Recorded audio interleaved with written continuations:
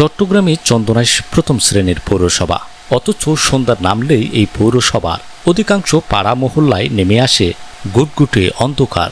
সড়কের পাশে আছে ল্যাম্পপোস্ট, কোথাও কোথাও রয়েছে বৈদ্যুতিক সংযোগও, কিন্তু বাতি জ্বলছে না। দীর্ঘদিন ধরে নষ্ট হয়ে পড়ে আছে অনেক সড়ক বাতি। এতে রাতের চলাচলে ভোগান্তির পাশাপাশি চুরি, ছিনতাই ও মাদকসেবীদের আড্ডা নিয়ে বাড়ছে উদ্বেগ। চন্দনাইশ পৌরসভার বিভিন্ন এলাকায় প্রয়োজনের তুলনায় সড়ক বাতির সংখ্যা এমনিতেই কম।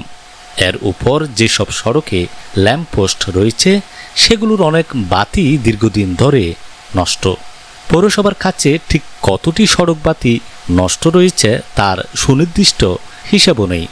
সোমবার রাতে পৌরসভার ৮ নম্বর ওয়ার্ডের হরিণারপাড়া জামে মসজিদ সহ বিভিন্ন এলাকা ঘুরে দেখা যায় সড়কের দীর্ঘ অংশ জুড়ে নেই পর্যাপ্ত আলোর ব্যবস্থা। কোথাও দু একটি বাতি জ্বলছে, আবার কিছু দূর যেতে দেখা মিলছে অন্ধকারের।